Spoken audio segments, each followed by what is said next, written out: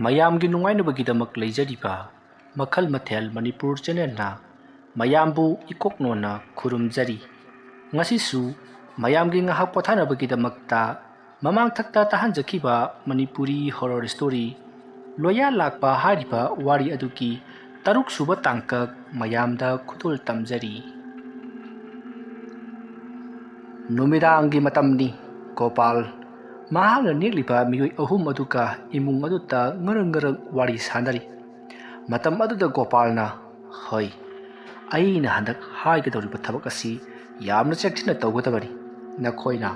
ꯊꯥꯕꯜꯒꯤ ꯐꯨꯔꯤꯠ ꯅꯠꯇ꯭ꯔꯒꯅ ꯈꯨꯗꯩꯔ ꯀꯔꯤꯅꯣꯃ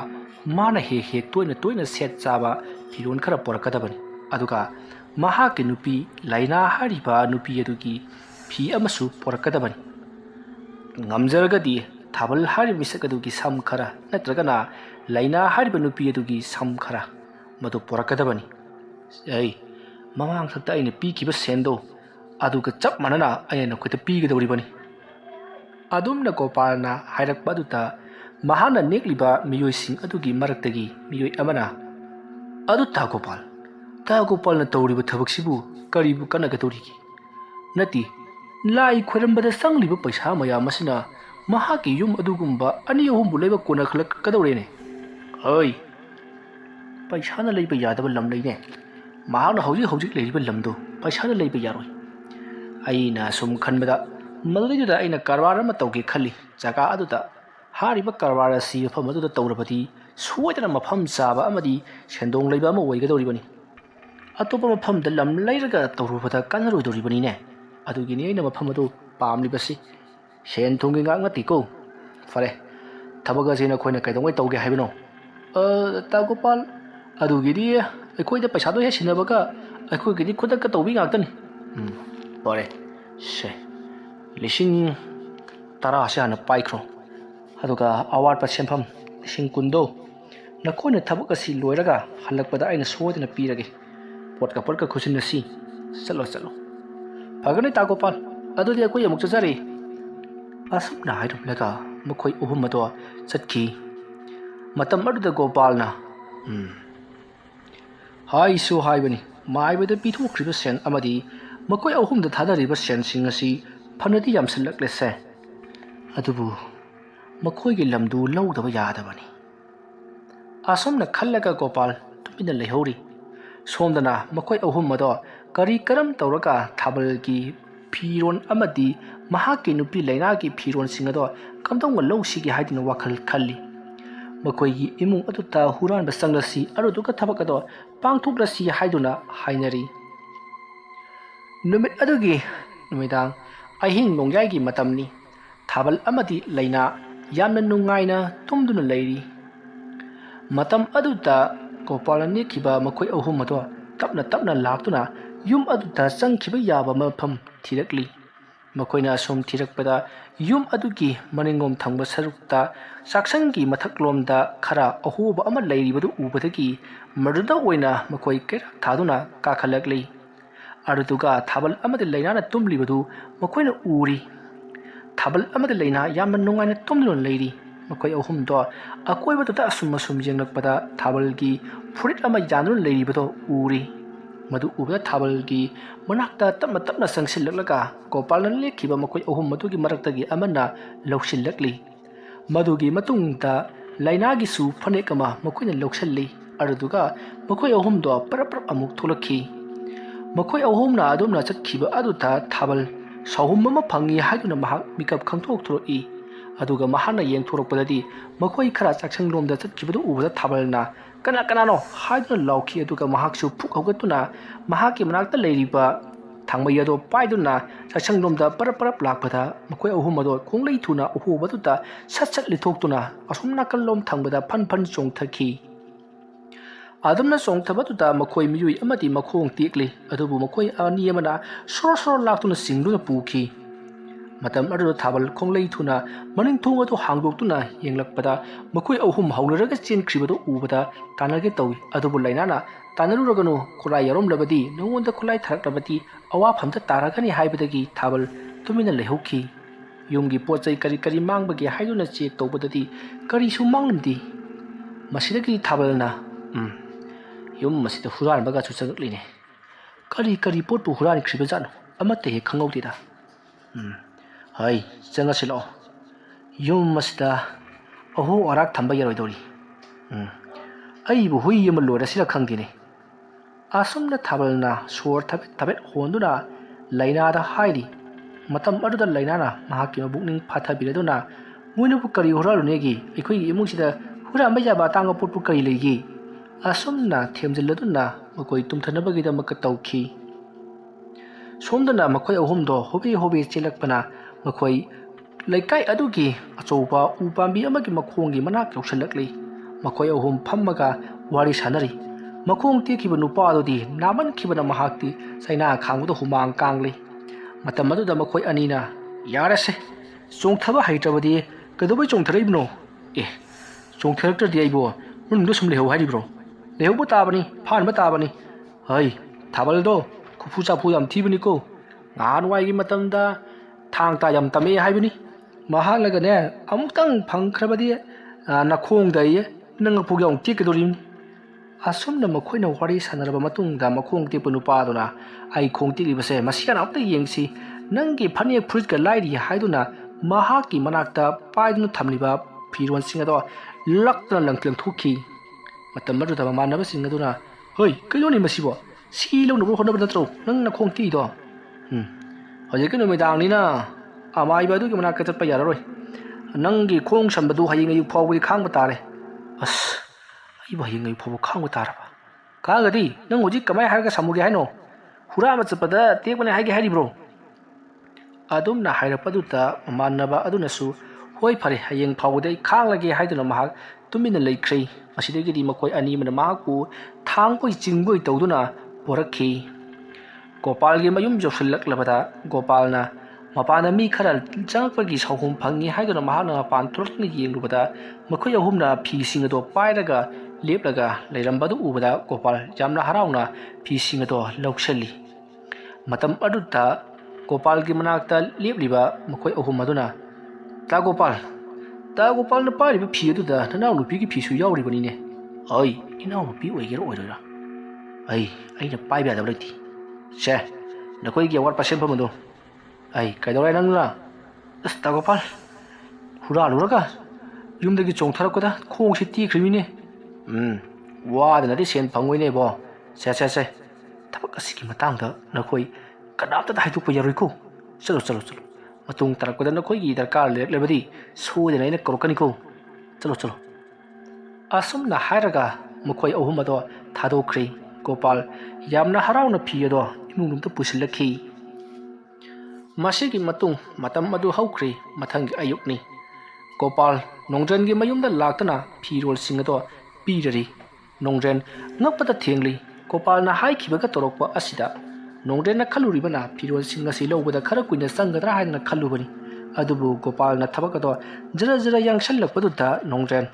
gopal bu thagatli matam aduta nongren na phare sidagi dina hak aina ne amu khana chinna halaroi ai thokpa tumak tawkhrage nang na tawdaba yadaba nangi darkar laknabadi ai nangi da lakiko phare ngasigi dina hak hallo asum na hairapaduta gopal su hoi haiduna mahak hankri nongren phiron sing adu yenglaga lehauri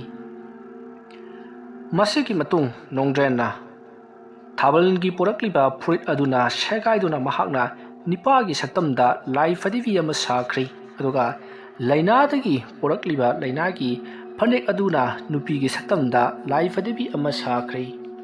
hariba lai fadivi asingasi mahakna saba matamda akhanaba matamda sai ahingi matam thangji numita saribani somda kamdauri amai baloya lakpana thabalgi mayumda laktuna aja puja kaya torp matungda haujikti yummadugi koibado sambal khajan khri laitin changmang ngamdana bagida makta matam adada loya lakpana thabalda ibungo haujikti thabak puna maksu loirabanina yummasida kari amada toroklaroi sambal asibu nang khaiduna changlakpa lai aduri thoidok hendokna mapangkal kanba lai oiragadori bani madu tainabada awaba oigadori bani hai thawra layu yummasida thadok chakhi gaiba wafal sukhan khalodabani ko nakhoi gi imung ase torokliba ꯃꯥꯏꯕꯁꯤ ꯑꯩꯅ ꯈꯪꯗꯣꯛꯄꯗ ꯃꯇꯝ ꯈꯔ ꯆꯪꯒꯅꯤ ꯃꯍꯥꯛꯁꯨ ꯊꯣꯏꯗꯣꯛ ꯍꯦꯟꯗꯣꯛꯅ ꯍꯩꯕ ꯑꯃꯥꯏꯕ ꯑꯃ ꯑꯣꯏꯔꯤꯅꯦ ꯐꯔꯦ ꯐꯔꯦ ꯅꯈꯣꯏꯒꯤ ꯏꯃꯨꯡꯗ ꯀꯔꯤꯒꯨꯝꯕ ꯅꯨꯡꯉꯥꯏꯇꯕ ꯊꯧꯗꯣꯛ ꯊꯣꯛꯂꯕꯗꯤ ꯑꯩꯒꯤ ꯌꯨꯝꯗ ꯂꯥꯛꯎꯀꯣ ꯑꯗꯨꯒ ꯅꯈꯣꯏꯅ ꯑꯩꯅ ꯍꯥꯏꯈꯤꯕ ꯊꯕꯛ ꯑꯗꯨꯒꯤ ꯑꯣꯟꯅ ꯇꯩꯅꯕꯗ ꯃꯄꯥꯟꯗ ꯊꯣꯛꯂꯒ ꯅꯈꯣꯏꯅ ꯑꯩꯅ ꯇꯧꯒꯅꯨ ꯍꯥꯏꯕ ꯊꯕꯛ ꯑꯃ ꯇꯧꯈꯤꯕꯗꯨꯒꯤ ꯀꯔꯤꯒꯨꯝꯕ ꯗꯁꯥ ꯑꯃꯗꯤ ꯇꯥꯒꯗꯕ ꯂꯩꯔꯤ ꯃꯗꯨ ꯇꯥꯗꯅꯕꯒꯤꯗꯃꯛꯇ ꯂꯥꯛꯂꯤꯕ ꯊꯥꯁꯤ ꯑꯁꯤꯗ ꯂꯥꯏ ꯈꯨꯔꯨꯝꯅꯕ ꯇꯧꯁꯤ ꯐꯔꯦ ꯐꯔꯦ ꯑꯩ ꯆꯠꯂꯒꯦꯀꯣ ꯑꯁꯨꯝꯅ ꯍꯥꯏꯔꯝꯂꯒ ꯑꯃꯥꯏꯕ ꯂꯣꯌꯥ ꯂꯥꯛꯄꯗꯣ ꯃꯍꯥꯛ ꯆꯠꯈ꯭ꯔꯦ ꯃꯇꯝ ꯑꯗꯨꯗ ꯊꯥꯕꯜꯅ ꯂꯥꯏ ꯈꯨꯔꯨꯝꯕꯗ ꯀꯔꯤ ꯀꯔꯤ ꯄꯣꯠꯂꯝ ꯆꯩꯔꯝ ꯆꯪꯒꯗꯒꯦ ꯑꯩꯈꯣꯏ ꯁꯤꯜ ꯂꯥꯡꯗꯨꯅ ꯊꯝꯒꯦ ꯍꯥꯏꯗꯨꯅ ꯄꯥꯎ ꯑꯗꯨ ꯍꯥꯏꯅꯕꯒꯤꯗꯃꯛꯇ ꯂꯣꯌꯥ ꯂꯥꯛꯄꯕꯨ ꯄꯔꯞ ꯄꯔꯞ ꯊꯣꯡꯒꯥꯜꯗꯒꯤ ꯇꯥꯟꯅꯔꯛꯂꯤ ꯑꯗꯨꯕꯨ ꯌꯥꯝꯅ ꯉꯛꯂꯤꯕꯗꯤ ꯍꯧꯖꯤꯛꯇ ꯊꯣꯡꯒꯥꯜꯗ ꯊꯣꯛꯈꯤꯕ ꯂꯣꯌꯥ ꯂꯥꯛꯄ ꯊꯥꯕꯜꯅ ꯇꯥꯟꯅꯔꯨꯕꯗ ꯂꯩꯔꯝꯗ꯭ꯔꯤ ꯃꯇꯝ ꯑꯗꯨꯗ ꯊꯥꯕꯜꯅ ꯀꯔꯤꯅꯣꯅꯦ ꯍꯧꯖꯤꯛꯇ ꯊꯣꯛꯈꯤꯕ ꯑꯣꯖꯥꯗꯨꯕꯨ ꯀꯗꯣꯝꯗ ꯆꯠꯈ꯭ꯔꯕ ꯖꯥꯠꯂꯣ ꯃꯥꯡꯕ ꯉꯝꯕꯒꯤ ꯁꯛꯇꯤꯒ ꯄꯥꯏꯕ ꯖꯥꯠꯂꯥ ꯁꯣꯏꯗꯅ ꯄꯥꯏꯔꯝꯒꯅꯤ ꯍꯩꯈ꯭ꯔꯕ ꯑꯃꯥꯏꯕꯅꯤ ꯑꯁꯨꯝꯅ ꯈꯜꯂꯒ ꯃꯍꯥꯛ ꯏꯃꯨꯡꯂꯣꯝꯗ ꯄꯔꯞ ꯄꯔꯞ ꯆꯪꯂꯛꯏ ꯃꯇꯝ ꯑꯗꯨꯗ ꯂꯩꯅꯥꯅ ꯀꯔꯤ ꯇꯧꯕꯤꯔꯕꯒꯦ ꯍꯥꯏꯗꯨꯅ ꯍꯪꯉꯤ ꯃꯗꯨꯗ ꯊꯥꯕꯜꯅ ꯍꯧꯖꯤꯛ ꯂꯥꯛꯂꯝꯕ ꯑꯃꯥꯏꯕꯗꯨ ꯑꯩꯅ ꯋꯥ ꯈꯔ ꯍꯪꯒꯦ ꯍꯥꯏꯗꯨꯅ ꯇꯥꯟꯅꯔꯨꯕꯅꯤ ꯑꯗꯨꯕꯨ ꯂꯩꯍꯧꯗꯦꯅꯦ ꯀꯩꯅꯣ ꯍꯥꯏꯁꯤꯕꯣ ꯍꯧꯖꯤꯛꯇ ꯊꯣꯛꯈꯤꯗ ꯉꯥꯏꯔꯤꯗꯥꯏꯅꯦ ꯍꯣꯏꯅꯦꯍꯦ ꯑꯩꯁꯨ ꯍꯧꯖꯤꯛꯇ ꯊꯣꯛꯈꯤꯗ ꯉꯥꯏꯔꯤ ꯍꯥꯏꯅ ꯇꯥꯟꯅꯔꯨꯕꯅꯤ ꯑꯗꯨꯕꯨ ꯐꯪꯗ꯭ꯔꯦ ꯃꯥꯡꯕ ꯉꯝꯕꯒꯤ ꯂꯩꯋꯥꯒ ꯄꯥꯏꯕꯔ ꯈꯪꯗꯦ ꯍꯧꯖꯤꯛꯀꯤ ꯁꯝꯕꯜꯁꯨ ꯈꯥꯔꯕꯅꯤꯅ ꯌꯨꯝ ꯑꯁꯤꯗ ꯀꯔꯤꯁꯨ ꯊꯣꯏꯗꯣꯛꯄ ꯇꯧꯔꯛꯂꯔꯣꯏ ꯑꯗꯨꯅ ꯍꯌꯦꯡꯗꯒꯤꯗꯤ ꯂꯧ ꯀꯨꯝꯗꯨꯅ ꯂꯧꯗꯣ ꯑꯃꯨꯛꯇ ꯌꯦꯡꯁꯤꯜꯂꯨꯗꯕ ꯌꯥꯔꯔꯣꯏ ꯂꯥꯏ ꯈꯣꯏꯔꯝꯂꯤꯅꯦ ꯍꯥꯏꯗꯅ ꯇꯧꯗꯨꯅ ꯂꯩꯊꯣꯛꯂꯤꯕꯁꯤ ꯐꯅꯕ ꯀꯨꯏꯔꯦ ꯑꯁꯨꯝꯅ ꯃꯈꯣꯏ ꯑꯅꯤꯅ ꯋꯥꯔꯤ ꯋꯥꯇꯥꯏ ꯁꯥꯟꯅꯔꯕ ꯃꯇꯨꯡꯗ ꯌꯨꯝꯒꯤ ꯊꯕꯛ ꯏꯕꯥꯡ ꯈꯔ ꯇꯧꯈ꯭ꯔꯦ ꯊꯕꯛ ꯏꯈꯥꯡ ꯇꯧꯔꯤꯉꯩ ꯃꯇꯝ ꯑꯗꯨꯗ ꯊꯥꯕꯜꯒꯤ ꯃꯁꯥꯗꯣ ꯉꯍꯥꯟ ꯃꯈꯩꯒꯤ ꯏꯃꯥꯟ ꯃꯥꯟꯅꯗꯕ ꯃꯑꯣꯡꯗ ꯀꯔꯤꯅꯣ ꯏꯇꯧ ꯇꯧꯕꯒꯨꯝ ꯇꯧꯔꯤ ꯃꯀꯣꯛ ꯑꯗꯣ ꯆꯤꯛꯂꯤ ꯆꯤꯛꯂꯤ ꯉꯥꯎꯔꯤ ꯉꯥꯎꯔꯤ ꯇꯧꯔꯤ ꯑꯗꯨꯕꯨ ꯊꯥꯕꯜ ꯊꯣꯏꯅ ꯍꯦꯟꯅ ꯈꯟꯖꯤꯜꯂꯨꯗꯦ ꯁꯣꯝꯗꯅ ꯀꯝꯗꯧꯔꯤ ꯑꯃꯥꯏꯕ ꯅꯣꯡꯗ꯭ꯔꯦꯟ ꯃꯍꯥꯛꯅ ꯁꯥꯔꯤꯕ ꯂꯥꯏ ꯐꯗꯤꯕꯤꯁꯤꯡ ꯑꯗꯣ ꯍꯧꯖꯤꯛꯇꯤ ꯊꯋꯥꯏ ꯍꯥꯞꯄꯒꯤ ꯃꯇꯝ ꯌꯧꯁꯤꯜꯂꯛꯂꯤ ꯃꯔꯝ ꯑꯗꯨꯅ ꯅꯨꯡꯊꯤꯜ ꯇꯥꯂꯛ ꯑꯗꯨꯗ ꯑꯃꯥꯏꯕ ꯅꯣꯡꯗ꯭ꯔꯦꯟ ꯑꯗꯨꯅ ꯂꯥꯏ ꯐꯗꯤꯕꯤꯁꯤꯡ ꯑꯗꯣ ꯃꯍꯥꯛꯅ ꯊꯋꯥꯏ ꯍꯥꯞꯅꯅꯕꯒꯤꯗꯃꯛꯇ ꯁꯦꯝ ꯁꯥꯔꯤ ꯍꯣꯔꯦꯟ ꯑꯍꯤꯡꯗꯤ ꯂꯥꯏ ꯐꯗꯤꯕꯤꯁꯤꯡ ꯑꯗꯣ ꯊꯋꯥꯏ ꯍꯥꯞꯀꯗꯧꯔꯤꯕꯅꯤ ꯑꯗꯨꯅ ꯃꯍꯥꯛꯅ ꯂꯥꯏ ꯐꯗꯤꯕꯤꯁꯤꯡ ꯑꯗꯨꯕు ꯏꯔꯨꯖꯊꯣꯛꯂꯒ ꯅꯨꯡꯁꯥꯗ ꯐꯧꯗꯣꯛꯇꯨꯅ ꯀꯪꯍꯜꯂꯤ ꯂꯥ ꯑꯃꯗ ꯍꯥꯞꯂꯒ ꯀꯪꯍꯜꯂꯤꯉꯩ ꯃꯇꯝ ꯇꯥꯟꯖꯥ ꯑꯗꯨꯃꯛꯇꯗ ꯂꯥꯏ ꯐꯗꯤꯕꯤ ꯑꯗꯨꯒꯤ ꯃꯅꯥꯛ ꯑꯗꯨꯗ ꯀꯅꯥꯒꯨꯝꯕ ꯑꯃ ꯂꯦꯞꯂꯛꯄꯒꯨꯝ ꯃꯔꯨꯝ ꯇꯥꯔꯛꯂꯤ ꯃꯤꯒꯤ ꯃꯔꯨꯝ ꯑꯃ ꯇꯥꯔꯛꯄ ꯑꯗꯨꯗ ꯑꯃꯥꯏꯕ ꯅꯣꯡꯗ꯭ꯔꯦꯟꯅ ꯐꯠ ꯅꯣꯡꯈꯠꯇꯨꯅ ꯌꯦꯡꯂꯤ ꯑꯗꯨꯕꯨ ꯀꯅꯥ ꯑꯃꯠꯇ ꯂꯩꯔꯝꯗꯦ ꯑꯗꯨꯒ ꯃꯃꯤ ꯑꯗꯨꯁꯨ ꯇꯥꯈꯤꯗ꯭ꯔꯦ ꯃꯇꯝ ꯑꯗꯨꯗ ꯑꯃꯥꯏꯕ ꯅꯣꯡꯗ꯭ꯔꯦꯟ ꯃꯣꯃꯣꯟ ꯅꯣꯛꯂꯒ ꯊꯕꯛ ꯑꯁꯤ ꯑꯔꯥꯏꯕ ꯑꯣꯏꯔꯗꯧꯔꯤ ꯃꯄꯥꯡꯒꯜ ꯀꯟꯒꯗꯧꯔꯤꯗꯅ ꯑꯗꯨꯅꯤꯗꯅ ꯐꯩ ꯈꯪꯒꯅꯤꯗꯅ ꯑꯩ ꯑꯃꯥꯏꯕ ꯅꯣꯡꯗ꯭ꯔꯦꯟ ꯑꯩꯁꯤ ꯀꯌꯥꯒꯤ ꯃꯇꯤꯛ ꯃꯍꯩ ꯍꯩꯒꯦ ꯍꯥꯏꯕꯗꯨ ꯈꯪꯍꯟꯕ ꯇꯥꯔꯦꯗꯅ ꯑꯁꯨꯝꯅ ꯈꯜꯂꯒ ꯃꯍꯥꯛ ꯑꯗꯨꯃꯛ ꯁꯪꯗꯨꯅ ꯂꯩꯔꯤ ꯅꯨꯃꯤꯗꯥꯡꯒꯤ ꯃꯇꯝ ꯑꯣꯏꯁꯜꯂꯛꯂꯤ ꯑꯃꯥꯏꯕ ꯅꯣꯡꯗ꯭ꯔꯦꯟ ꯃꯍꯥꯛꯅ ꯉꯁꯥꯏ ꯐꯧꯗꯣꯛꯇꯨꯅ ꯀꯪꯍꯟꯈꯤꯕ ꯂꯥꯏ ꯐꯗꯤꯕꯤ ꯑꯗꯣ ꯂꯨꯕꯥꯛ ꯑꯃꯗ ꯍꯥꯞꯆꯤꯟꯗꯨꯅ ꯑꯃꯨꯕ ꯂꯪꯅ ꯀ꯭ꯔꯛ ꯀ꯭ꯔꯛ ꯂꯥꯛꯅ ꯀꯤꯁꯤꯟꯗꯨꯅ ꯊꯅꯝꯂꯤ ꯃꯗꯨꯒꯤ ꯃꯇꯨꯡꯗ ꯑꯃꯥꯏꯕ ꯅꯣꯡꯗ꯭ꯔꯦꯟ ꯃꯍꯥꯛ ꯇꯨꯃꯤꯟꯅ ꯍꯧꯒꯠꯂꯛꯂꯒ ꯑꯍꯤꯡꯒꯤ ꯃꯇꯝ ꯑꯗꯨꯗ ꯃꯍꯥꯛ ꯃꯈꯨꯠꯇ ꯂꯩꯕꯥꯛ ꯇꯧꯕ ꯌꯥꯕ ꯈꯨꯠꯂꯥꯏ ꯑꯃ ꯄꯥꯏꯔꯒ ꯄꯔꯞ ꯄꯔꯞ ꯑꯁꯨꯝ ꯊꯣꯛꯂꯛꯂꯤ ꯑꯁꯨꯝꯅ ꯃꯍꯥꯛꯅ ꯊꯣꯛꯂꯛꯄꯅ ꯃꯈꯣꯏꯒꯤ ꯌꯨꯝꯗꯒꯤ ꯐꯅꯌꯥꯝ ꯆꯠꯊꯣꯛꯂꯒ ꯂꯩꯀꯥꯏ ꯑꯗꯨꯒꯤ ꯂꯧꯀꯣꯜꯂꯣꯝꯗ ꯍꯧꯔꯤꯕ ꯆꯥꯎꯔꯕ ꯍꯩꯕꯣꯡ ꯄꯥꯝꯕꯤ ꯑꯗꯨꯒꯤ ꯃꯈꯣꯡ ꯑꯗꯨꯒꯤ ꯃꯅꯥꯛꯇ ꯃꯤꯔꯛ ꯅꯥꯔꯛ ꯌꯦꯡꯂꯒ ꯆꯪꯁꯤꯜꯂꯛꯏ ꯑꯗꯨꯗꯨꯒ ꯑꯩꯅ ꯉꯍꯥꯟꯋꯥꯏꯒꯤ ꯃꯇꯝꯗ ꯁꯣꯏꯗꯅ ꯀꯥꯟꯅꯔꯛꯀꯅꯤ ꯍꯥꯏꯗꯨꯅ ꯐꯨꯝꯈꯤꯕ ꯁꯔꯨ ꯃꯆꯦꯠꯁꯤꯡꯗꯨꯕꯨ ꯀꯗꯥꯏ ꯆꯠꯈ꯭ꯔꯕꯖꯥꯠꯅꯣ ꯁ꯭ꯋꯥꯏꯁꯤꯗꯅꯤꯗ ꯑꯩꯅ ꯐꯨꯝꯈꯤꯕꯗꯣ ꯃꯥꯅꯤ ꯑꯁꯨꯝꯅ ꯍꯥꯏꯔꯒ ꯃꯍꯥꯛꯅ ꯂꯩꯕꯥꯛ ꯑꯗꯣ ꯇꯧꯈꯥꯏꯗꯨꯅ ꯌꯦꯡꯂꯨꯕ ꯃꯇꯝꯗ ꯆꯐꯨ ꯑꯗꯣ ꯊꯦꯡꯅꯔꯛꯏ ꯆꯐꯨ ꯑꯗꯨꯒꯤ ꯃꯅꯨꯡꯗ ꯌꯥꯎꯔꯤꯕꯁꯤ ꯄꯣꯛꯄꯗ ꯉꯥꯏꯔꯤꯕ ꯑꯉꯥꯡ ꯂꯩꯈꯤꯗꯕ ꯑꯉꯥꯡꯁꯤꯡ ꯑꯗꯨꯒꯤ ꯈꯨꯠꯁꯥꯒꯤ ꯁꯔꯨꯁꯤꯡꯅꯤ ꯃꯁꯤꯗꯒꯤꯗꯤ ꯑꯃꯥꯏꯕ ꯅꯣꯡꯗ꯭ꯔꯦꯟꯅ ꯃꯗꯣ ꯂꯧꯈꯠꯂꯛꯂꯕ ꯃꯇꯨꯡꯗ ꯆꯐꯨ ꯑꯗꯣ ꯑꯃꯨꯛ ꯍꯟꯅ ꯐꯨꯝꯖꯤꯜꯂꯝꯃꯤ ꯑꯗꯨꯗꯨꯒ ꯃꯍꯥꯛꯅ ꯂꯩꯕꯥꯛ ꯑꯗꯣ ꯅꯤꯡꯊꯤꯅ ꯁꯤꯖꯤꯜꯂꯝꯂꯒ ꯃꯍꯥꯛ ꯃꯌꯨꯝꯂꯣꯝꯗ ꯑꯃꯨꯛ ꯂꯥꯛꯂꯤ ꯃꯍꯥꯛꯅ ꯑꯗꯨꯝꯅ ꯃꯌꯨꯝꯂꯣꯝꯗ ꯂꯥꯛꯄꯒꯤ ꯂꯝꯕꯤ ꯑꯗꯨꯗ ꯃꯍꯥꯛꯀꯤ ꯃꯇꯨꯡꯗ ꯀꯅꯥꯒꯨꯝꯕ ꯈꯔ ꯏꯟꯅꯔꯛꯄꯒꯤ ꯁꯥꯎꯍꯨꯝ ꯐꯪꯏ ꯃꯇꯝ ꯑꯗꯨꯗ ꯅꯣꯡꯗ꯭ꯔꯦꯟ ꯀꯔꯤꯁꯨ ꯈꯪꯗꯕ ꯁꯥꯗꯨꯅ parap mayum jawanaba lakli asomna mahangna mayum jawrabada mahangna porliba pot ado makhoi yumgi konthonggi nakanda mahangna hana sem saduna thamkhraba safu amada hapchallamli aduga mahangna safu adugi makhum mado ambu phi amana khumjillaga payana karkak klakuna kisallaga thanamli madudagi di mahak imunglomda parap sangaklaga ngasai mahanga lubak ta hapkiba lai fadibi ani ado lubak ne kaine punna puthorakli aduga hojikta mahanga thanamba saru yauba chafu adugi manakta lakli aduga madu lubak amadi chafu ado punna paiminaraga mahaki laisanapam oriba yum adugi maningda leiriba pukri adugi mapanda hauriba sauraba haibi pambi amadi haikru pambi sing adugi marakta mahangna sangsinduna mahangna lai fadibi aduda mahana porakliba laruriba saru sing ado hapsinki masidagidi lai fadibi sing aduda mahangna lewa khara sonbadagidi lai fadibi sing ado lengba otpa haurakhi adumna lengba otpa haurukpa matam aduta manak atwaida angang kapagi khonjal su kaya mataba haurakli matam maduda amaiban nongtrenna aina tawriba thabak asi mahai yaledana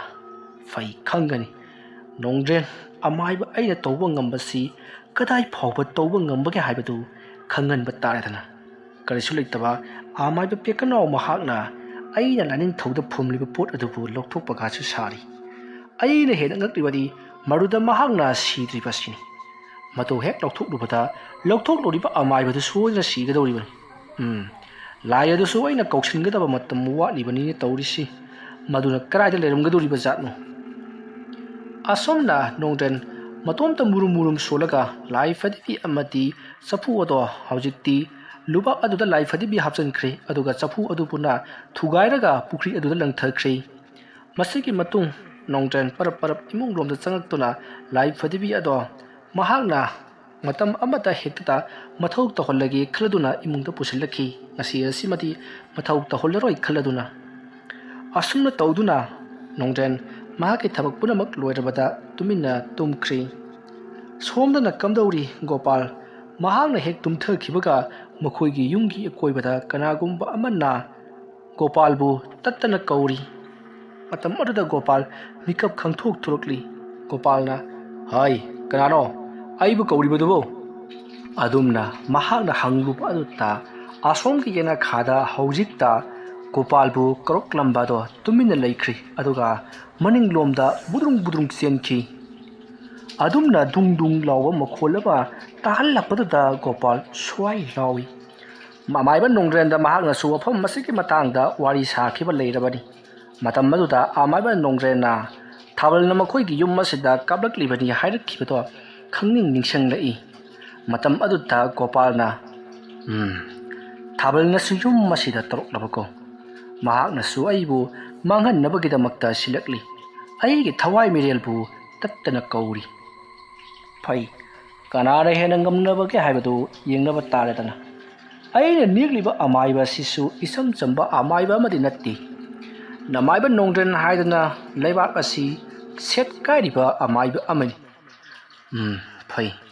khangani hayengdi amaiba nongdren ge manaka chattuna aigi yum masida tawriba thabak asi fahanbina nabagidamakta hairuraki asomna gopal wakhal khanna phamungda tumina leiringe matam madutta makhoigi yumgi sagyeng ningselado khanghaudana kairaga ahoba makhol amaga loinana leimaida saithaki adumna ningsil aduna makhol hauna joai rauna kairaga saithakibage makhol adu tabada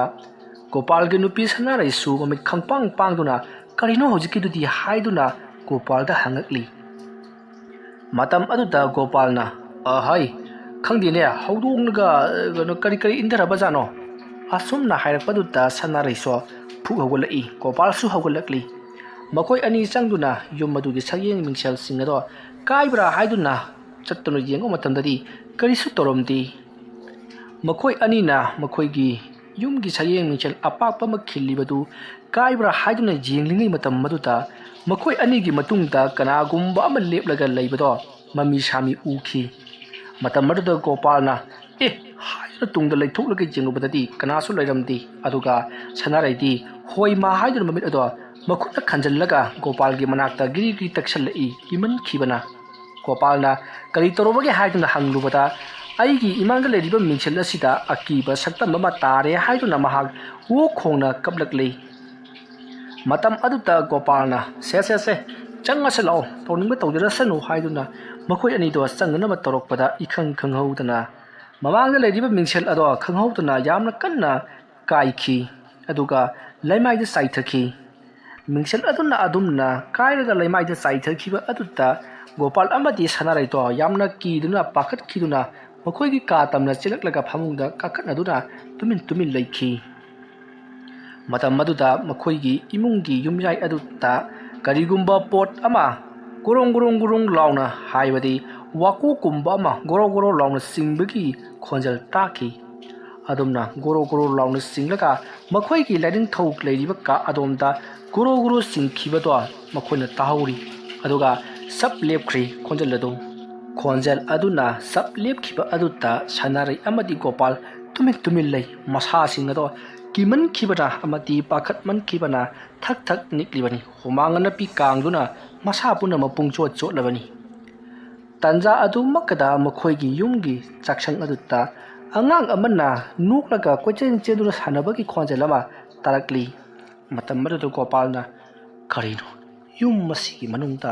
ꯑꯉꯥꯡ ꯐꯠꯇꯕꯒꯤ ꯊꯋꯥꯏ ꯃꯤꯔꯦꯜ ꯂꯩꯔꯗꯅ ꯀꯌꯥꯗ ꯊꯤꯅ ꯑꯩꯒꯤ ꯌꯨꯝ ꯑꯁꯤ ꯇꯝꯅꯍꯜꯂꯤꯕ ꯃꯥꯒꯤ ꯊꯥꯕꯜ ꯍꯥꯏꯕꯗꯨꯅ ꯐꯩ ꯈꯪꯒꯅꯤ ꯍꯌꯦꯡꯗꯤ ꯈꯪꯂꯒꯅꯦꯕ ꯑꯁꯨꯝꯅ ꯒꯣꯄꯥꯜꯗꯣ ꯌꯥꯝꯅ ꯁꯥꯎꯅꯤꯡꯅ ꯃꯍꯥꯛ ꯂꯩꯈꯤ ꯃꯁꯤꯒꯤ ꯃꯇꯨꯡ ꯒꯣꯄꯥꯜ ꯑꯃꯗꯤ ꯁꯅꯥꯔꯩꯅ ꯀꯔꯤꯒꯨꯝꯕ ꯈꯣꯟꯖꯦꯜ ꯑꯃꯠꯇ ꯇꯥꯈꯤꯗ꯭ꯔꯤ ꯇꯨꯃꯤꯟ ꯂꯩꯈ꯭ꯔꯤ ꯃꯇꯝꯗꯨ ꯄꯨꯡ 2 ꯈꯔ ꯍꯦꯜꯂꯛꯂꯕꯅꯤ ꯒꯣꯄꯥꯜ ꯑꯃꯗꯤ ꯁꯅꯥꯔꯩꯁꯨ ꯇꯞꯅ ꯑꯗꯨꯃꯛ ꯇꯨꯝꯊꯅꯈ꯭ꯔꯤ ꯃꯊꯪꯒꯤ ꯑꯌꯨꯛꯅꯤ ꯒꯣꯄꯥꯜ ꯌꯥꯝꯅ ꯊꯨꯅ ꯃꯁꯥ ꯃꯎ ꯁꯦꯡꯗꯣꯛꯂꯒ ꯃꯍꯥꯛꯀꯤ ꯁ꯭ꯀꯨꯇꯔ ꯑꯗꯨ ꯊꯧꯗꯨꯅ ꯅꯣꯡꯗ꯭ꯔꯦꯟꯒꯤ ꯃꯌꯨꯝꯗ ꯂꯥꯛꯂꯤ ꯅꯣꯡꯗ꯭ꯔꯦꯟꯕꯨ ꯍꯦꯛ ꯎꯕꯒ ꯒꯣꯄꯥꯜꯅ ꯄꯔꯞ ꯆꯪꯁꯤꯟꯗꯨꯅ ꯃꯥꯒꯤ ꯃꯌꯨꯝꯗ ꯇꯧꯔꯤꯕ ꯊꯕꯛꯁꯤꯡ ꯑꯗꯣ ꯄꯥꯎ ꯇꯝꯗꯨꯅ ꯈꯪꯍꯜꯂꯤ ꯃꯇꯝ ꯑꯗꯨꯗ ꯅꯣꯡꯗ꯭ꯔꯦꯟꯅ ꯃꯗꯨꯗꯤ ꯅꯍꯥꯛꯀꯤ ꯅꯅꯥꯎ ꯅꯨꯄꯥꯅ ꯅꯪꯒꯤ ꯊꯋꯥꯏ ꯃꯤꯔꯦꯜ ꯑꯗꯨ ꯁꯠꯅꯅꯕꯒꯤꯗꯃꯛꯇ ꯇꯧꯔꯛꯂꯤꯕꯅꯤ ꯃꯗꯨꯗꯒꯤ ꯉꯥꯛꯊꯣꯛꯀꯦ ꯍꯥꯏꯔꯕꯗꯤ ꯖꯟꯇ꯭ꯔ ꯑꯃꯃꯝ ꯁꯤꯕ ꯇꯥꯕꯅꯤ ꯅꯥꯇꯩ ꯅꯅꯥꯎ ꯑꯅꯤꯃꯛ ꯀꯔꯤꯒꯨꯝꯕꯗ ꯖꯟꯇ꯭ꯔ ꯑꯁꯦ ꯁꯤꯗꯕ ꯇꯥꯔꯒꯗꯤ ꯅꯈꯣꯏ ꯊꯥꯕꯜꯅ ꯊꯥꯔꯛꯂꯤꯕ ꯕꯨꯠ ꯄ꯭ꯔꯦꯠꯁꯤꯡ ꯑꯁꯤ ꯋꯣꯛꯅꯗꯨꯅ ꯉꯥꯎꯅ ꯐꯩꯅ ꯅꯥꯈꯤꯕ ꯑꯃꯗꯤ ꯃꯤꯍꯨꯟ ꯆꯦꯟꯈꯠꯈꯤꯗꯨꯅ ꯃꯤꯍꯨꯟ ꯍꯟꯊꯔꯛꯇꯕꯗꯒꯤ ꯁꯤꯕ ꯀꯌꯥ ꯑꯃ ꯊꯣꯛꯂꯒꯅꯤ ꯑꯗꯨꯅ ꯑꯊꯨꯕ ꯃꯇꯝꯗ ꯂꯥꯏ ꯇꯤꯟꯁꯤꯡ ꯑꯗꯨꯅ ꯅꯈꯣꯏꯗ ꯁꯣꯛꯄ ꯄꯟꯕ ꯉꯝꯗꯅꯕꯒꯤꯗꯃꯛꯇ ꯖꯟꯇ꯭ꯔ ꯑꯃꯃꯝ ꯁꯥꯒꯗꯕꯅꯤ ꯍꯥꯏꯔꯤ ꯋꯥꯐꯝ ꯑꯗꯨ ꯇꯥꯕꯗ ꯒꯣꯄꯥꯜꯅ ꯖꯟꯇ꯭ꯔꯗꯣ ꯉꯁꯤꯃꯛ ꯁꯥꯕꯤꯔꯣ ꯍꯥꯏꯔꯤ ꯑꯗꯨꯒ ꯄꯩꯁꯥꯅ ꯀꯌꯥꯝ ꯆꯪꯒꯗꯕꯅꯣ ꯍꯥꯏꯗꯨꯅ ꯍꯪꯂꯤ ꯃꯇꯝ ꯑꯗꯨꯗ ꯅꯣꯡꯗ꯭ꯔꯦꯟꯅ ꯍꯩ ꯁꯦꯟꯕꯨ ꯀꯌꯥ ꯌꯥꯝꯅ ꯆꯪꯂꯨꯅꯤ ꯍꯥꯏꯕꯒꯤ ꯅꯥꯇꯩ ꯅꯅꯥꯎ ꯑꯅꯤꯒꯤ 10,000 ꯄꯨꯔꯛꯂꯣ ꯑꯗꯨꯗꯨꯒ ꯑꯗꯨꯝ ꯌꯥꯔꯅꯤꯀꯣ ꯑꯗꯨꯝꯅ ꯍꯥꯏꯔꯛꯄꯗ ꯒꯣꯄꯥꯜꯅ ꯈꯪꯂꯤ ꯅꯣꯡꯗ꯭ꯔꯦꯟꯁꯦ ꯄꯩꯁꯥꯗ ꯌꯥꯝꯅ ꯆꯣꯞꯄ ꯃꯤꯅꯤ ꯍꯥꯏꯕꯁꯤ ꯃꯍꯥꯛꯅ ꯊꯕꯛ ꯑꯃ ꯇꯧꯕ ꯃꯇꯝꯗ ꯄꯩꯁꯥꯁꯦ ꯆꯥꯎꯅ ꯍꯥꯏꯔꯤꯕꯅꯤ ꯃꯔꯝꯗꯤ ꯒꯣꯄꯥꯜ ꯄꯩꯁꯥ ꯅꯨꯡꯁꯥ ꯋꯥꯠꯇꯕ ꯃꯤꯅꯤ ꯍꯥꯏꯕꯁꯦ ꯅꯣꯡꯗ꯭ꯔꯦꯟꯅ ꯈꯪꯂꯤ ꯃꯗꯨꯃꯛꯇꯅ ꯄꯩꯁꯥ ꯊꯥꯗꯔꯤꯕꯅꯤ ꯄꯩꯁा ꯊꯥꯗꯕꯃꯛꯇꯅ ꯅꯣꯡꯗ꯭ꯔꯦꯟꯁꯨ ꯒꯣꯄꯥꯜꯅ ꯇꯧ ꯍꯥꯏꯕ ꯃꯈꯩ ꯇꯧꯔꯤꯕꯅꯤ ꯃꯁꯤꯒꯤ ꯃꯇꯨꯡ ꯒꯣꯄꯥꯜꯅ ꯐꯔꯦ 10,000 ꯄꯤꯔꯒꯦ ꯍꯌꯦꯡ ꯑꯣꯏꯅ ꯂꯥꯛꯂꯒꯦ ꯖꯟꯇ꯭ꯔꯗꯣ ꯁꯥꯕꯤꯔꯝꯃꯨ ꯑꯗꯨꯒ ꯉꯁꯤꯒꯤ ꯑꯍꯤꯡꯁꯤꯃꯗꯤ ꯀꯔꯤ ꯑꯃꯠꯇ ꯇꯧꯔꯛꯇꯅꯕ ꯀꯔꯤꯅꯣꯃꯗꯤ ꯇꯧꯕꯤꯌꯨ ꯍꯥꯏꯔꯤ ꯃꯇꯝ ꯑꯗꯨꯗ ꯑꯃꯥꯏꯕ ꯅꯣꯡꯗ꯭ꯔꯦꯟꯅ ꯑꯗꯨꯒꯤꯗꯤ ꯀꯩꯁꯨ ꯈꯜꯂꯨꯅꯨ ꯏꯁꯤꯡ ꯑꯁꯦꯡꯕ ꯈꯔꯇ ꯇꯔꯦꯜ ꯃꯅꯥ ꯂꯨꯞꯄꯒ ꯌꯨꯝꯒꯤ ꯑꯀꯣꯏꯕꯗꯣ ꯆꯥꯏꯊꯣꯛꯎ ꯁꯣꯏꯗꯅ ꯉꯁꯤ ꯑꯍꯤꯡꯁꯤꯃꯗꯤ ꯐꯒꯅꯤ ꯍꯥꯏꯔꯤ ꯑꯗꯨꯝꯅ ꯍꯥꯏꯔꯛꯄ ꯑꯗꯨꯗ ꯒꯣꯄꯥꯜ ꯌꯥꯝꯅ ꯍꯔꯥꯎꯅ ꯍꯣꯏ ꯍꯥꯏꯗꯨꯅ ꯃꯍꯥꯛꯀꯤ ꯁ꯭ꯀꯨꯇꯔ ꯑꯗꯨ ꯊꯧꯗꯨꯅ ꯆꯠꯈ꯭ꯔꯦ ꯃꯇꯝ ꯑꯗꯨꯗ ꯒꯣꯄꯥꯜꯅ ꯅꯣꯛꯂꯒ ꯃꯂꯩꯋꯥ ꯃꯟꯇ꯭ꯔ ꯑꯃꯠꯇ ꯁꯣꯟꯗꯅ ꯅꯪꯒꯤ ꯇꯔꯦꯜ ꯑꯗꯨꯅ ꯏꯁꯤꯡ ꯑꯗꯨꯗ ꯂꯨꯞꯂꯒ ꯈꯤꯛꯇꯣꯛꯄꯗ ꯀꯗꯥꯏꯗꯒꯤ ꯐꯔꯗꯒꯦ ꯅꯪꯒꯤ ꯌꯨꯝꯗ ꯂꯩꯔꯤꯕ ꯂꯥꯏ ꯑꯗꯨꯗꯤ ꯑꯩꯅ ꯊꯥꯈꯤꯕꯅꯤꯗꯣ ꯑꯗꯨꯅ ꯖꯟꯇ꯭ꯔ 10,000 ꯄꯤꯕ ꯑꯃꯃꯝ ꯁꯤꯍꯜꯂꯕ ꯃꯇꯨꯡꯗ ꯑꯩꯅ ꯅꯈꯣꯏꯒꯤ ꯌꯨꯝꯗ ꯂꯩꯔꯤꯕ ꯂꯥꯏꯁꯤꯡ ꯑꯗꯨ ꯑꯩꯅ ꯀꯧꯁꯤꯟꯕꯤꯒꯗꯧꯔꯤꯕꯅꯤ ꯁꯦꯟꯗꯤ ꯍꯟꯗꯛꯀꯤ ꯃꯇꯥꯡ ꯑꯁꯤꯗ ꯑꯩꯁꯤ ꯐꯖꯅꯗꯤ ꯀꯣꯠꯂꯦꯁꯦ ꯑꯁꯨꯝꯅ ꯋꯥꯈꯜ ꯌꯥꯝꯅ ꯅꯨꯡꯉꯥꯏꯅ ꯅꯣꯡꯗ꯭ꯔꯦꯟꯗꯣ ꯂꯩꯍꯧꯔꯤ ꯁꯣꯝꯗꯅ ꯒꯣꯄꯥꯜ ꯃꯌꯨꯝ ꯌꯧꯔꯛꯂꯕꯗ ꯃꯍꯥꯛꯀꯤ ꯅꯨꯄꯤꯗꯣ ꯍꯛꯆꯥꯡ ꯀꯌꯥ ꯅꯨꯡꯉꯥꯏꯇꯦ ꯍꯥꯏꯗꯨꯅ ꯐꯃꯨꯡꯗ ꯍꯤꯞꯂꯒ ꯂꯩꯔꯝꯕ ꯑꯗꯨꯗ ꯒꯣꯄꯥꯜꯗꯣ ꯌꯥꯝꯅ ꯄꯥꯈꯠꯅ ꯆꯪꯁꯤꯜꯂꯤ ꯑꯗꯨꯒ ꯀꯔꯤ ꯇꯧꯔꯕꯖꯥꯠꯅꯣ ꯃꯥꯒꯤ ꯊꯥꯕꯜ ꯍꯥꯏꯕ ꯑꯗꯨꯅ ꯑꯃꯨꯛ ꯍꯟꯅ ꯑꯩꯈꯣꯏꯗ ꯇꯧꯔꯛꯂꯕ ꯖꯥꯠꯂꯥ ꯍꯥꯏꯗꯨꯅ ꯃꯍꯥꯛꯀꯤ ꯅꯨꯄꯤ ꯁꯅꯥꯔꯩꯗ ꯋꯥꯔꯤ ꯇꯧꯔꯤ꯫ ꯃꯇꯝ ꯑꯗꯨꯗ ꯁꯅꯥꯔꯩꯅ ꯑꯩꯈꯣꯏꯅꯁꯨ ꯃꯈꯣꯏꯗ ꯐꯠꯇꯕ ꯇꯧꯔꯕꯗꯤ ꯃꯈꯣꯏꯅꯁꯨ ꯑꯩꯉꯣꯟꯗ ꯐꯠꯇꯕ ꯇꯧꯔꯛꯄ ꯇꯥꯕꯅꯤ, ꯃꯁꯤꯗ ꯊꯣꯏꯅ ꯍꯦꯟꯅ ꯉꯛꯅꯤꯡꯉꯥꯏ ꯑꯃꯗꯤ ꯁꯥꯎꯅꯤꯡꯉꯥꯏ ꯂꯩꯇꯦ ꯍꯥꯏꯗꯨꯅ ꯇꯝꯂꯤ꯫ ꯑꯃꯔꯣꯝꯗ ꯁꯅꯥꯔꯩ ꯃꯍꯥꯛꯀꯤ ꯃꯄꯨꯔꯣꯏꯕ ꯒꯣꯄꯥꯜꯅ ꯇꯧꯔꯤꯕ ꯊꯕꯛ ꯑꯁꯦ ꯀꯌꯥ ꯊꯣꯏꯅ ꯌꯥꯅꯤꯡꯂꯝꯗꯦ, ꯃꯔꯝꯗꯤ ꯃꯥꯗꯤ ꯅꯨꯡꯁꯤ ꯆꯥꯟꯅꯅ ꯊꯥꯕꯜ ꯍꯣꯏꯒ ꯃꯈꯣꯏꯒ ꯂꯩꯃꯤꯟꯅꯕ ꯄꯥꯝꯕꯅꯤ꯫ ꯑꯗꯨꯕꯨ ꯃꯍꯥꯛꯀꯤ ꯅꯨꯄꯥ ꯒꯣꯄꯥꯜꯅ ꯊꯥꯕꯜꯕꯨ ꯃꯥꯡꯅꯕꯇ ꯇꯥꯁꯤꯜꯂꯛꯄ ꯑꯃꯗꯤ ꯃꯍꯥꯛꯅ ꯂꯩꯔꯤꯕ ꯂꯝ ꯑꯁꯦ ꯄꯥꯝꯕꯒꯤ ꯃꯇꯧ ꯇꯧꯕ ꯑꯗꯨꯗ ꯃꯍꯥꯛꯅꯁꯨ ꯍꯥꯏꯗꯣꯛꯄ ꯉꯝꯗꯕꯅꯤ꯫ ꯃꯁꯤꯒꯤ ꯃꯇꯨꯡ ꯒꯣꯄꯥꯜ ꯑꯃꯥꯏꯕ ꯑꯗꯨꯅ ꯍꯥꯏꯔꯛꯄꯒꯤ ꯃꯇꯨꯡ ꯏꯟꯅ ꯑꯁꯦꯡꯕ ꯏꯁꯤꯡ ꯈꯔꯗ ꯇꯥꯔꯦꯟ ꯃꯅꯥ ꯈꯔ ꯂꯨꯞꯂꯕ ꯃꯇꯨꯡꯗ ꯌꯨꯝ ꯑꯗꯨꯒꯤ ꯑꯀꯣꯏꯕꯗꯣ ꯂꯣꯏꯅꯃꯛ ꯈꯤꯛꯇꯣꯛ ꯆꯥꯝꯊꯣꯛꯂꯤ꯫ ꯒꯣꯄꯥꯜꯒꯤ ꯃꯑꯣꯡ ꯑꯁꯤꯗ ꯁꯅꯥꯔꯩꯅ ꯒꯣꯄꯥꯜꯁꯨ ꯑꯃꯥꯏꯕ ꯇꯝꯂꯕ ꯖꯥꯠꯂꯥ ꯍꯥꯏꯗꯨꯅ ꯄꯨꯛꯅꯤꯡꯗ ꯆꯤꯡꯅꯕ ꯑꯃꯗꯤ ꯐꯥꯎꯏ꯫ ꯑꯗꯨꯕꯨ ꯒꯣꯄꯥꯜꯗꯤ ꯑꯃꯥꯏꯕ ꯇꯝꯕꯃꯛꯇꯤ ꯅꯠꯇꯦ꯫ ꯑꯁꯨꯝꯅ ꯇꯧꯗꯨꯅ ꯅꯨꯃꯤꯠ ꯑꯗꯨꯃ ꯍꯧꯈ꯭ꯔꯦ꯫ ꯅꯨꯃꯤꯠ ꯑꯗꯨꯃꯗꯤ ꯀꯔꯤ ꯑꯃꯠꯇ ꯇꯧꯔꯛꯈꯤꯗꯦ ꯅꯨꯃꯤꯗꯥꯡꯒꯤ ꯃꯇꯝꯗꯣ꯫ ꯁꯣꯝꯗ ꯊꯥꯕꯜ ꯑꯃꯗꯤ ꯃꯍꯥꯛꯀꯤ ꯅꯨꯄꯤ ꯂꯩꯅꯥ ꯌꯥꯝꯅ ꯅꯨꯡꯉꯥꯏꯅ ꯏꯪꯅ ꯆꯤꯛꯅ ꯄꯥꯜꯂꯤ꯫ ꯑꯗꯨꯒ ꯒꯣꯄꯥꯜ ꯑꯃꯗꯤ ꯁꯅꯥꯔꯩꯁꯨ ꯑꯗꯨꯃꯉꯥꯏ, ꯃꯈꯣꯏꯁꯨ ꯑꯗꯨꯃꯛ ꯄꯥꯜꯂꯤ꯫ ꯃꯁꯤꯒꯤ ꯃꯇꯨꯡ ꯇꯥꯔꯛꯄꯗ ꯀꯔꯤ ꯇꯧꯔꯛꯀꯗꯧꯔꯤꯕꯅꯣ ꯍꯥꯏꯕꯗꯨꯗꯤ ꯏꯃꯨꯡ ꯑꯅꯤ ꯑꯁꯤꯅ ꯀꯔꯤ ꯑꯃꯠꯇ ꯈꯪꯖꯕ ꯅꯠꯆꯗꯦ꯫ ꯃꯁꯤꯒꯤ ꯃꯇꯨꯡ ꯁꯣꯝꯗ ꯑꯃꯥꯏꯕ ꯅꯣꯡꯗ꯭ꯔꯦꯟꯅ ꯖꯟꯇ꯭ꯔ ꯁꯥꯔꯤꯕꯅꯤ ꯍꯥꯏꯗꯨꯅ ꯖꯟꯇ꯭ꯔ ꯑꯅꯤꯕꯨ ꯁꯥꯔꯤ꯫ ꯖꯟꯇ꯭ꯔ ꯑꯗꯨꯒꯤ ꯃꯅꯨꯡꯗ ꯀꯔꯤ ꯑꯃꯠꯇ ꯌꯥꯎꯕ ꯅꯠꯇꯦ꯫ ꯃꯍꯥꯛꯅ ꯊꯥꯖꯕ ꯌꯥꯕ ꯀꯔꯤꯒꯨꯝꯕ ꯄꯣꯠꯂꯝ ꯆꯩꯔꯝ ꯈꯔ ꯁꯨꯒꯥꯏꯗꯨꯅ ꯍꯥꯞꯂꯤ꯫ ꯃꯗꯨꯒꯤ ꯃꯇꯨꯡꯗ ꯖꯟꯇ꯭ꯔ ꯑꯗꯨ ꯈꯣꯝꯖꯤꯜꯂꯕ ꯃꯇꯨꯡꯗ ꯅꯣꯡꯗ꯭ꯔꯦꯟꯅ ꯃꯍꯥꯛꯀꯤ ꯃꯅꯥꯛꯇ ꯇꯣꯏꯅ ꯍꯦꯛ ꯂꯥꯛꯂꯤꯕ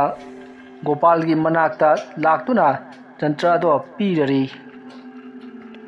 ꯖꯟꯇ꯭ꯔ ꯑꯗꯨ ꯑꯃꯥꯏꯕ ꯃꯁꯥꯃꯛꯅ ꯊꯤꯟꯕ ꯂꯥꯛꯄꯗꯨꯗ ꯒꯣꯄꯥꯜ ꯌꯥꯝꯅ ꯍꯔꯥꯎꯔꯤ꯫ ꯁꯣꯝꯗꯅ ꯅꯣꯡꯗ꯭ꯔꯦꯟꯅ ꯒꯣꯄꯥꯜꯒꯤ ꯃꯌꯨꯝꯗ ꯂꯥꯛꯂꯤꯕꯁꯤ ꯃꯍꯥꯛꯅ ꯊꯥꯗꯣꯛꯇꯨꯅ ꯊꯝꯂꯤꯕ ꯂꯥꯏꯁꯤꯡ ꯑꯗꯣ ꯌꯨꯝ ꯑꯗꯨꯗꯒꯤ ꯍꯣꯏꯗꯣꯛꯅꯕꯒꯤꯗꯃꯛꯇ ꯂꯥꯛꯂꯤꯕꯅꯤ ꯖꯟꯇ꯭ꯔ ꯄꯤꯕꯒꯤ ꯅꯥꯃꯥꯗ꯫ ꯃꯁꯤꯗꯒꯤꯗꯤ ꯒꯣꯄꯥꯜꯗ ꯑꯃꯥꯏꯕ ꯅꯣꯡꯗ꯭ꯔꯦꯟꯅ ꯌꯨꯝ ꯑꯁꯤꯒꯤ ꯑꯀꯣꯏꯕꯗ ꯂꯥꯏ ꯇꯥꯟꯊꯣꯛꯁꯤ ꯑꯗꯨꯅ ꯇꯥꯏꯔꯦꯟ ꯄꯨꯡꯐꯥꯏ ꯑꯃꯗꯤ ꯂꯥꯡꯊ꯭ꯔꯩ ꯃꯇꯣꯟ ꯑꯗꯨꯒ ꯇꯧꯗꯨꯅ ꯏꯁꯤꯡ ꯑꯁꯦꯡꯕ ꯈꯨꯖꯥꯏ ꯑꯃꯒ ꯇꯧꯗꯨꯅ ꯁꯦꯝꯃꯛꯎ ꯍꯥꯏꯕꯗꯒꯤ ꯅꯣꯡꯗ꯭ꯔꯦꯟꯒꯤ ꯃꯃꯥꯡꯃꯛꯇꯗ ꯁꯅꯥꯔꯩ ꯑꯃꯗꯤ ꯒꯣꯄꯥꯜꯅ ꯁꯦꯝꯂꯤ꯫ ꯃꯁꯤꯒꯤ ꯃꯇꯨꯡ ꯅꯣꯡꯗ꯭ꯔꯦꯟꯅ ꯒꯣꯄꯥꯜꯒꯤ ꯌꯨꯝꯒꯤ ꯑꯀꯣꯏꯕꯗꯣ ꯑꯗꯨꯝꯅ ꯃꯍꯥꯛꯀꯤ ꯂꯥꯏꯁꯤꯡ ꯑꯗꯣ ꯆꯠꯈꯤꯅꯕꯒꯤꯗꯃꯛꯇ ꯇꯥꯟꯊꯣꯛꯂꯝꯂꯕ ꯁꯦꯡꯇꯣꯛꯂꯝꯕ ꯃꯇꯨꯡꯗ ꯅꯣꯡꯗ꯭ꯔꯦꯟ ꯃꯌꯨꯝꯂꯣꯝꯗ ꯌꯥꯝꯅ ꯃꯣꯟꯗꯥ ꯅꯨꯡꯉꯥꯏꯅ ꯂꯥꯛꯂꯤ꯫ ꯉꯁꯤꯒꯤ ꯑꯍꯤꯡ ꯑꯁꯤꯗ ꯃꯍꯥꯛꯀꯤ ꯌꯦꯛꯅꯕ ꯑꯣꯏꯔꯤꯕ ꯊꯥꯕꯜ ꯑꯃꯗꯤ ꯂꯩꯅꯥ ꯂꯥꯛꯅꯕ ꯌꯥꯕ ꯂꯥꯛꯅꯔꯒꯦ ꯍꯥꯏꯗꯨꯅꯁꯨ ꯃꯕꯨꯛꯅꯤꯡꯗ ꯂꯦꯞꯂꯤ꯫ ꯋꯥꯔꯤ ꯑꯁꯤꯒꯤ 6ꯁꯨꯕ ꯇꯥꯡꯀꯛ ꯃꯇꯥꯡ ꯑꯁꯤꯗ ꯂꯣꯏꯁꯤꯟꯖꯔꯤ꯫ ꯃꯊꯪꯒꯤ ꯇꯥꯡꯀꯛꯁꯤꯡꯗ ꯀꯔꯤ ꯀꯝꯗꯧꯔꯛꯄꯒꯦ ꯍꯥꯏꯕꯗꯨ ꯃꯌꯥꯝ ꯄꯨꯟꯅ ꯑꯃꯨꯛ ꯉꯥꯏꯃꯤꯟꯅꯔꯁꯤ꯫ ꯃꯌꯥꯝꯕꯨ ꯑꯔꯣꯏꯕꯗ ꯑꯃꯨꯛꯀ ꯍꯟꯅ ꯈꯨꯔꯨꯝꯖꯔꯤ꯫